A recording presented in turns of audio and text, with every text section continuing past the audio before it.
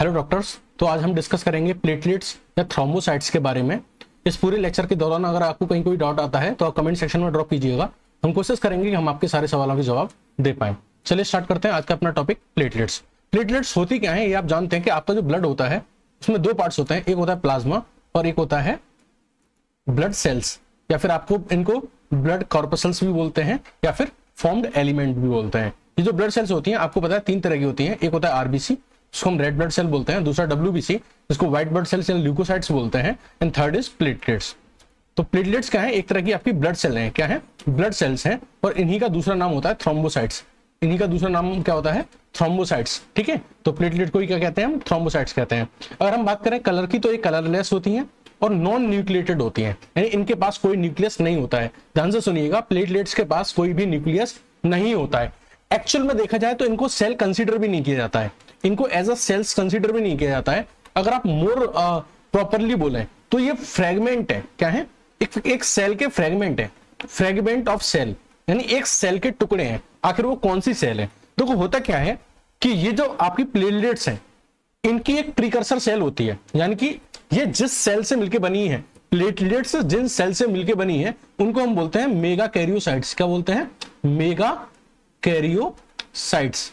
अब ये जो मेगा कैरियोसाइट्स होती हैं इन्हीं के टुकड़े होके एक मिनट, ये जो मेगा कैरियोसाइट्स हैं इन्हीं के टुकड़े होके प्लेटलेट्स बनती हैं।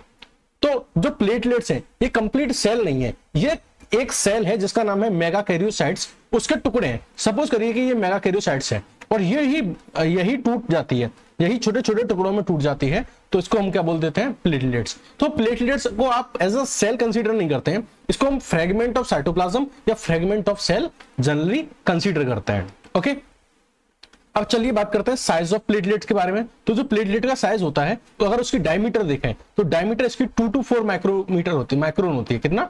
2 to 4 माइक्रोन होती है। अगर उसके वॉल्यूम की बात करें तो उसका वॉल्यूम जो होता है वो होता है 7 to 8 cubic micron. 7 to 8 cubic micron जो होता है इसका वॉल्यूम होता है। अगर आप इसके नंबर की बात करें, काउंट की बात करें, नॉर्मल काउंट की बात करें तो ये 2 to 4 लाख कितना होती है? 2 to 4 लाख होती हैं पर क्यूबिक मिलीमीटर। पर क्यूबिक मिलीमीटर ये कितनी होती है? 2 to 4 लाख। तो इस तरीके से अगर आप ब्लड में देखें तो ब्लड में सबसे ज्यादा क्या होती है? आरबीसी, उसके बाद क्या होती है? प्लेटलेट्स, और फिर उससे कम कितनी क्या होती है? डब्ल्यूबीसी। ठीक है, तो ये ऑर्डर रहेगा ब्लड सेल्स का इन द ब्लड। अगर आप शेप ऑफ प्लेटलेट की बात करो तो प्लेटलेट की जो शेप होती है वो वेरिएबल रहती है, यानी बदलती रहती है। अगर आप एक्टिवेटेड प्लेटलेट की बात करो तो एक्टिवेटेड प्लेटलेट्स का क्या मतलब है? एक्टिवेटेड प्लेटलेट्स का मतलब है ये फंक्शनल है। क्या है? फंक्शनल है। अच्छा, अब ये फंक्शनल कब होती है?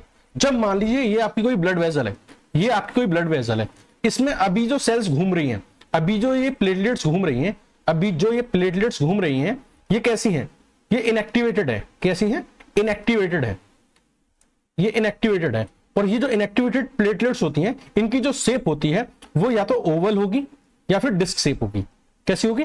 ओवल या फिर डिस्क शेप होगी। तो यानी इस तरीके से या तो ये ओवल होंगी या फिर ये कैसी होंगी? डिस्क शेप होंगी। तो हमने आपको क्या बताया? ये आपकी जो ब्लड कैपिलरी है, ये आपकी ब्लड जो कैपिलरी है, इसमें जो प्लेटलेट्स मूव करती हैं वो इनएक्टिवेटेड प्लेटलेट्स होती हैं। और इन इनएक्टिवेटेड प्लेटलेट्स की जो शेप होती है वो कैसी होती है? ओवल और डिस्क शेप होती है। लेकिन मान लीजिए आपके इस ब्लड वेजल में या इस ब्लड कैपिलरी में कहीं मान लीजिए यहाँ पे इंजरी हो जाती है, तो अब यही प्लेटलेट्स जो इनएक्टिवेटेड थी अब ये फंक्शनल हो जाती हैं, ये अपनी एक्टिविटी करना स्टार्ट कर देती हैं, और इसलिए हम इनको बोलते हैं एक्टिवेटेड प्लेटलेट्स। क्या बोलते हैं? एक्टिवेटेड प्लेटलेट्स बोलते हैं। अब इन प्लेटलेट्स को हम क्या बोलते हैं? एक्टिवेटेड प्लेटलेट्स बोलते हैं। और ये जो एक्टिवेटेड प्लेटलेट्स होती हैं इनकी जो शेप होती है वो या तो स्फेरिकल होती है या फिर रॉड शेप होती है। तो ये जो एक्टिवेटेड प्लेटलेट्स होती हैं, ठीक है, तो या तो ये स्फेरिकल होती हैं या फिर ये रॉड शेप होती हैं। और ये जो एक्टिवेटेड प्लेटलेट्स होती हैं इनके पास क्या होते हैं? कुछ स्पेशल प्रोजेक्शंस आते हैं, कुछ इस तरीके के स्पेशल प्रोजेक्शंस आते हैं। इन प्रोजेक्शन को हम बोलते हैं फिलोपोडिया। क्या बोलते हैं? फिलोपोडिया। बात समझ में आ गई?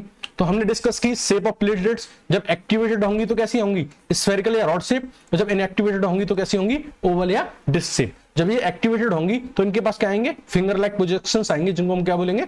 फिलोपोडिया बोलेंगे। ओके, चलिए अब बात करते हैं इनके लाइफ स्पेन के बारे में कि इनका लाइफ स्पेन कितना होता है। तो इनका लाइफ स्पेन 8 to 10 डेज या फिर आप कह दीजिए 8 to 12 डेज का क्या होता है, इनका लाइफ स्पेन होता है। और जब ये डेथ हो जाती है इनकी, जब इनकी डेथ हो जाती है तो इनको कौन इंजेस्ट कर लेता है, इनको टिश्यू मैक्रोफेज जो होते हैं वो डिस्ट्रॉय कर देते हैं। टिश्यू मैक्रोफेज जो सेल्स होती हैं, अभी टिश्यू मैक्रोफेज क्या होती हैं, आपको पता है कि जो मोनोसाइट्स होती हैं, मोनोसाइट्स की जो सेल्स होती हैं, यही जब ये स्प्लीन के टिश्यू में चली जाती हैं, किसमें चली जाती हैं, जब किसी भी टिश्यू में चली जाती है, नॉट स्प्लीन का टिश्यू, जब ये मोनोसाइट्स किसी टिश्यू में चली जाती हैं ब्लड कैपिलरी से निकल के, ये मोनोसाइट्स कब कहलाएंगी, ब्लड कैपिलरी में।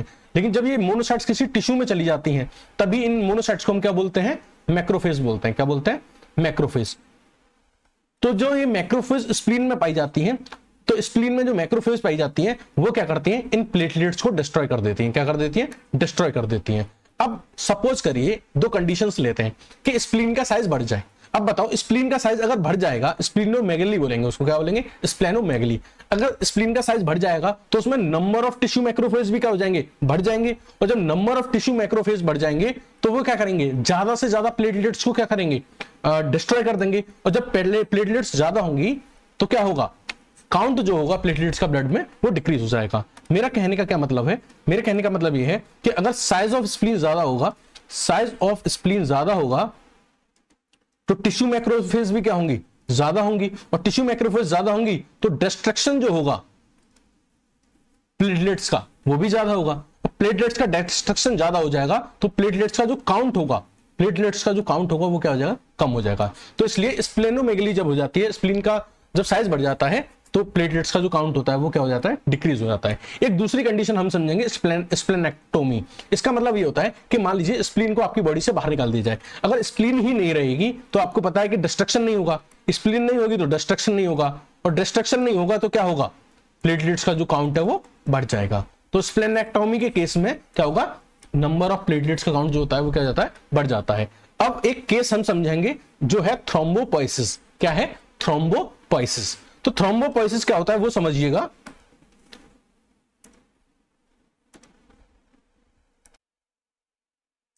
तो हम डिस्कस कर रहे थे थ्रोम्बोपोइसिस। तो थ्रोम्बोपोइसिस होता है फॉर्मेशन ऑफ प्लेटलेट्स या फिर फॉर्मेशन ऑफ थ्रोम्बोसाइट्स, यानी प्लेटलेट्स या थ्रोम्बोसाइट्स के बनने का जो प्रोसेस होता है उसी को हम क्या बोलते हैं, थ्रोम्बोपोइसिस बोलते हैं। ये कैसे होता है, ये बात हमने आपको बोन मैरो एंड हेमेटोपोइसिस नाम का जो लेक्चर था जब वो समझाया था तब हमने आपको पढ़ाया था इसके बारे में। एक बार हम इसको रिकॉल कर लेते हैं।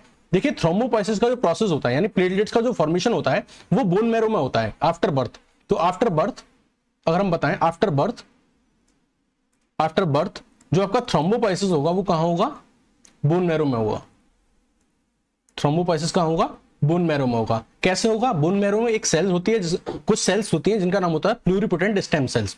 क्या होती हैं, प्लूरिपोटेंट स्टेम सेल्स होती हैं। ये जब डिवाइड करती हैं तो ये दो तरह के सेल के ग्रुप बनाती हैं। एक का नाम होता है कॉमन लिम्फोइड स्टेम सेल्स जो आगे चल के लिम्फोसाइट्स बनाता है, और दूसरा जो ग्रुप होता है वो होता है कॉमन माइलॉइड स्टेम सेल्स। ठीक है, तो जो कॉमन माइलॉइड स्टेम सेल्स होती हैं ये रेस्ट ऑल डब्ल्यूबीसी बनाती हैं, rest all WBC except lymphocyte, except lymphocyte. तो हमने आपको क्या बताया, प्लूरिपोटेंट स्टेम सेल्स होती हैं, वो डिवाइड करके दो ग्रुप बनाती हैं, कॉमन लिम्फोइड स्टेम सेल्स और common myeloid stem cells. Common lymphoid stem cell क्या बनाएंगी, लिम्फोसाइट बनाएंगी, और लिम्फोसाइट को छोड़कर जितनी भी डब्ल्यूबीसी होंगी वो कौन बनाएगा, कॉमन माइलॉइड स्टेम सेल्स बनाएगा। ठीक है, इसका कहने का मतलब ये है प्लेटलेट्स कहां से बनेंगी, इन कॉमन माइलॉइड स्टेम सेल से बनेंगी। कैसे बनेंगी, ये जो कॉमन माइलॉइड स्टेम सेल्स हैं ये डिवाइड करती हैं और डिफरेंशिएट करती हैं किसमें, कॉलोनी फॉर्मिंग ब्लास्टोसाइट में। तो क्या बनाती हैं, कॉलोनी फॉर्मिंग ब्लास्टोसाइट बनाती हैं, और ये जो कॉलोनी फॉर्मिंग ब्लास्टोसाइट है ये अगेन डिवाइड करके तीन ग्रुप बनाती हैं। एक ग्रुप को हम बोलते हैं कॉलोनी फॉर्मिंग यूनिट एराथ्रोसाइट, दूसरे ग्रुप को हम बोलते हैं colony forming unit granulocyte monocyte, और तीसरा जो ग्रुप होता है उसको हम बोलते हैं कॉलोनी फॉर्मिंग यूनिट मेगाकैरियोसाइट।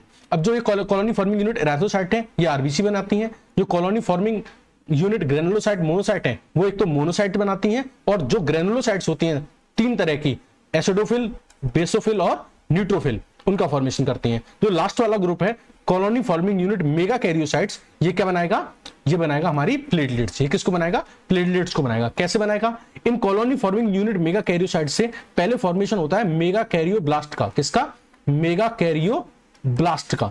और ये जो मेगाकैरियोब्लास्ट है ये कन्वर्ट होती है किसमें, मेगाकैरियोसाइट्स में, और जो मेगाकैरियोसाइट्स होती हैं ये डिवाइड होके या डिफरेंशिएट होके किसमें कन्वर्ट होती हैं, प्लेटलेट्स में। तो ये जो colony forming unit mega karyocyte से लेकर प्लेटलेट्स बनने का जो सफर है, इसी को हम बोलते हैं डेवलपमेंटल स्टेजेस। क्या बोलते हैं? Developmental stages of platelets. ठीक है, इसको हम बहुत डिटेल में अभी डिस्कस करेंगे। तो बेसिक हमने क्या समझा? प्लुरिपोटेंट स्टेम सेल्स, फिर उसके बाद कॉमन माइलॉइड स्टेम सेल्स, उनसे बनती है कॉलोनी फॉर्मिंग ब्लास्टोसाइट, फिर उससे फॉर्मेशन होता है colony forming unit megakaryocyte, वो डिफरेंशिएट करके बनाती है megakaryoblast, then megakaryocytes and ultimately platelets. देखो यही एग्जैक्टली हमने यहां पे मेंशन किया है आपको, यही फ्लो चार्ट जो है वो हमने यहां पे आपके सामने रिप्रेजेंट किया है। प्लुरिपोटेंट स्टेम सेल्स, उनसे कॉमन माइलॉइड स्टेम सेल्स का फॉर्मेशन होगा, फिर कॉलोनी फॉर्मिंग ब्लास्टोसाइट बनेंगी, वो डिवाइड होकर colony forming unit mega karyocyte बनाएंगी, और colony forming unit mega karyocyte mega karyoblast बनाएंगी, उनसे मेगा कैरियोसाइट्स का फॉर्मेशन होगा एंड देन प्लेटलेट्स का फॉर्मेशन होगा। हमने आपको बताया कि जो colony forming unit mega karyocytes हैं, इनसे प्लेटलेट्स बनने तक का जो सफर होता है ये कहलाता है डेवलपमेंटल स्टेजेस ऑफ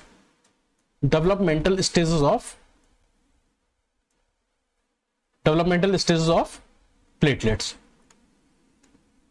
अब देखिए, अगर आप बात करें प्रोडक्शन ऑफ प्लेटलेट्स, तो प्रोडक्शन ऑफ प्लेटलेट्स में यानी प्लेटलेट्स के बनने में दो केमिकल्स का बहुत ज्यादा रोल होता है। एक तो होता है कॉलोनी स्टिमुलेटिंग फैक्टर। क्या? कॉलोनी स्टिमुलेटिंग फैक्टर, जो हेल्प करता है in colony forming blastocyte, colony forming unit megakaryocytes के फॉर्मेशन में, यानी इनके अंदर रैपिड डिवीजन हो, डिफरेंशिएशन हो, उसमें तो ये हेल्प करता है कॉलोनी स्टिमुलेटिंग फैक्टर। और ये कहां से रिलीज होता है? मोनोसाइट से और टी लिम्फोसाइट से। तो इनके जो कॉलोनी फॉर्मिंग यूनिट ब्लास्टोसाइट है और colony forming unit mega karyocytes है, इनके रैपिड डिवीजन और डिफरेंशिएशन में कौन हेल्प करता है? Colony stimulating factor. एक और केमिकल होता है थ्रोम्बोपोएटिन, जो कि ग्लाइकोप्रोटीन होती है, जो लिवर और किडनी के द्वारा रिलीज की जाती है। ये भी क्या करती है? हमारे प्लेटलेट्स के फॉर्मेशन में बहुत हेल्प करती है। कैसे हेल्प करती है हम आगे देखेंगे। तो अभी हम डिस्कस करने जा रहे हैं डेवलपमेंटल स्टेजेस ऑफ प्लेटलेट्स। तो प्लेटलेट्स के अंदर क्या क्या डेवलपमेंटल स्टेजेस होती हैं वो सब हम देखने जा रहे हैं। तो क्या होता है कि जो colony forming unit megakaryocytes होती हैं, वहां से लेकर प्लेटलेट्स बनने के तक के सफर को हम क्या बोल रहे हैं? Developmental stage of platelets. इसमें सबसे पहले स्टार्ट करते हैं colony forming unit mega karyocyte से। तो जो colony forming unit megakaryocytes होती हैं, इनकी जो सेल्स होती हैं वो लार्ज सेल होती हैं। इनका एक न्यूक्लियस भी जो होता है वो क्या होता है? लार्ज होता है। तो ये न्यूक्लियस है, ये क्या है? लार्ज न्यूक्लियस है। किसका? CFUM का। ठीक है, इनके अंदर बहुत ही इनसफिशिएंट साइटोप्लाज्म पाया जाता है, यानी थोड़ा सा साइटोप्लाज्म पाया जाता है। और क्या पाया जाता है? ये जो आप देख रहे हैं इसमें छोटे छोटे ग्रेन्यूल्स, ये बेसिकली क्या होते हैं? न्यूक्लियाई होते हैं। तो इसमें मल्टीपल न्यूक्लियाई होते हैं। क्या होते हैं? मल्टीपल न्यूक्लियाई होते हैं। और इसमें ये जो बीच में फाइबर्स पड़े हुए हैं, these are basically chromatin fibres. तो उनके बीच में ये क्या होता है? क्रोमेटिन फाइबर्स होते हैं। जब ये जो colony forming unit megakaryocytes होती हैं, ये in the presence of interleukin 3 and thrombopoietin, ये क्या करती हैं? मल्टीपल टाइम्स डिवाइड करती हैं और डिवाइड करके नेक्स्ट स्टेज सेल को बनाती हैं, जिसको हम बोलते हैं मेगा कैरियोब्लास्ट। अब देखो, जो मेगा कैरियोब्लास्ट की जो सेल्स होती हैं वो वो अप्रोक्सीमेटली सिमिलर होती हैं in all respect with the colony forming unit mega karyocytes. यानी इनके पास भी लार्ज सेल होती है, लार्ज न्यूक्लियस होता है, मल्टीपल न्यूक्लियाई होते हैं, जो आप यहां देख पा रहे हैं मल्टीपल न्यूक्लियाई होते हैं, और क्या होते हैं? क्रोमेटिन फाइबर्स होते हैं। यहां साइटोप्लाज्म में कोई भी ग्रेन्यूल नहीं पाया जाता। आप ध्यान से सुनिएगा, यहां साइटोप्लाज्म में इस कंडीशन में कोई भी ग्रेन्यूल नहीं पाया जाएगा। देखिए, इससे जो नेक्स्ट स्टेज होगी वहां साइटोप्लाज्म में ग्रेन्यूल्स आएंगे। कहां से आएंगे, कैसे आएंगे, वो सब हम आपको बताएंगे। तो मेगा कैरियोब्लास्ट की जो सेल्स होती हैं वो सिमिलर होती हैं किसके? CFUM सेल्स के। ओके, और इनका जो साइज होता है वो थोड़ा सा बढ़ जाता है, that is equal to 20 to 30 micron होता है। ये एक्चुअली प्रीकर्सर सेल होती है किसके लिए? मेगा कैरियोसाइट्स के लिए। ठीक है, अब जो यहां ये जो मेगा कैरियोब्लास्ट है, इसकी cells again in the presence of interleukin 3 and thrombopoietin very multiple times divide करती हैं और डिफरेंशिएट होती हैं एक नए ग्रुप ऑफ सेल्स में, जिसको हम बोलते हैं मेगा कैरियोसाइट्स। ये बहुत इंपॉर्टेंट सेल्स हैं, क्योंकि मेगा कैरियोसाइट्स जो होती हैं, इन्हीं के फ्रेगमेंटेशन से प्लेटलेट्स बनती हैं। तो इनके बारे में ध्यान से सुनिएगा। ये जो मेगा कैरियोसाइट्स होती हैं, ये एक्चुअली क्या होती हैं? ये जो मेगा कैरियोब्लास्ट्स की जो सेल थी हमारी, इससे प्रीकर्सर जो सेल थी, इनका जो सेल मेम्ब्रेन होता है या सेल का जो डायमीटर होता है वो पहले इंक्रीज करता है। यानी ये जो सेल मेम्ब्रेन है, ये अपने डायमीटर को बढ़ाएगी और क्या होगा? सेल मेम्ब्रेन में इनफोल्डिंग होंगी। तो आप इस तरीके से जो इनफोल्डिंग देख रहे हैं, तो आप क्या देखते हैं कि जो सेल मेम्ब्रेन है उसमें क्या होती है? इनफोल्डिंग होती है। ठीक है, और ये जो इनफोल्डिंग होकर जो जनरेट हो रहे हैं, इनको बोलते हैं हम सूडोपोडिया। क्या बोलते हैं? सूडोपोडिया। पोडिया। तो इनफोल्डिंग होके इनमें क्या जनरेट होते हैं, सूडोपोडिया जनरेट होते हैं। अब देखो जो छोटे छोटे न्यूक्लियाई थे, ये जो छोटे छोटे न्यूक्लियाई थे इन द मेगा कैरियोब्लास्ट, ये फ्यूज कर जाते हैं, ठीक है, और फ्यूज करके क्या बनाते हैं, मल्टीलोब न्यूक्लियस बनाते हैं। तो ये मल्टीलोब न्यूक्लियस कहां से बनता है, it forms from fusion of small nuclei.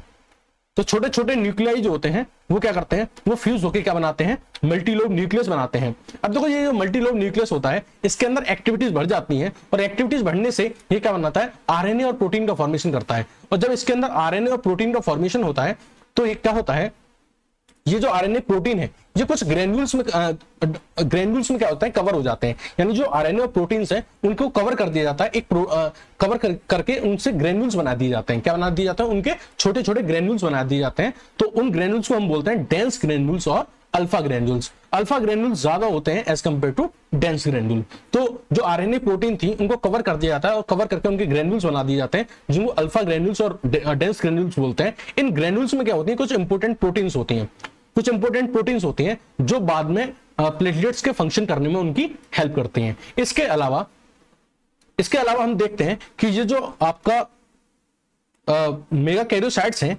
इनके सेल मेम्ब्रेन के पास एक रिंग लाइक स्ट्रक्चर का फ्लो होता है, एक रिंग लाइक स्ट्रक्चर प्रेजेंट होती है। ये जो रिंग लाइक स्ट्रक्चर है ये बेसिकली माइक्रोट्यूब्यूल्स हैं। क्या है, ये माइक्रोट्यूब्यूल्स हैं, और ये माइक्रोट्यूब्यूल्स क्या करती हैं, ये शेप प्रोवाइड कराती हैं। क्या कराती हैं, ये जो माइक्रोट्यूब्यूल्स हैं ये एक्चुअली क्या कराती हैं, शेप प्रोवाइड कराती हैं। किसको, मेगा कैरियोसाइट्स को, यानी उनका स्केलेटल फ्रेमवर्क बनाती हैं। और ये जो मेगा कैरियोसाइट्स हैं, ये जो माइक्रोट्यूब्यूल्स हैं, ये मिलकर बनी होती हैं किस प्रोटीन से, ट्यूबुलिन प्रोटीन से। किससे, ट्यूबुलिन प्रोटीन से मिलकर बनी होती हैं और स्ट्रक्चरल फ्रेमवर्क प्रोवाइड कराती हैं किसको, मेगा कैरियोसाइट्स को। ठीक है, इसके अलावा इस मेगा कैरियोसाइट्स में सेल ऑर्गेनेली भी पाई जाती हैं, जैसे कि माइटोकॉन्ड्रिया, लाइसोसोम्स वगैरह। और इसके साथ साथ ही इनके अंदर कुछ कॉन्ट्रैक्टाइल प्रोटीन्स पाई जाती हैं। क्या पाई जाती हैं, कुछ कॉन्ट्रैक्टाइल प्रोटीन पाई जाती हैं। यहां आप ये देख रहे होंगे, ये जो कॉन्ट्रैक्टाइल प्रोटीन है ये क्या है, कॉन्ट्रैक्टाइल प्रोटीन्स है।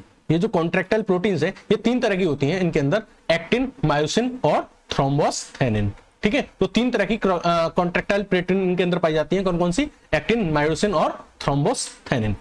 अब होता क्या है, बहुत इंपॉर्टेंट है, यहां से आगे समझिएगा कि ये जो मेगा कैरियोसाइट्स हैं, ये जो मेगा कैरियोसाइट्स की सेल्स हैं, इन्हीं में डिवीजन, इन्हीं का फ्रेगमेंटेशन होके, क्या होके, फ्रेगमेंटेशन होके, या इनकी बडिंग होके आप कह सकते हैं, या तो बडिंग कह दीजिए या फिर इनका फ्रेगमेंटेशन कह दीजिए। इन्हीं की बडिंग और फ्रेगमेंटेशन से ही प्लेटलेट्स या थ्रोम्बोसाइट का फॉर्मेशन होता है। यानी इन्हीं के टुकड़े टुकड़े होके प्लेटलेट्स का फॉर्मेशन होता है। वो कैसे होता है कि सपोज करिए कि ये कोई सूडोपोडिया है, ये कोई सूडोपोडिया है। तो ये जो सूडोपोडिया होता है एक्चुअली इसके अंदर क्या होता है, इलोंगेशन आता है।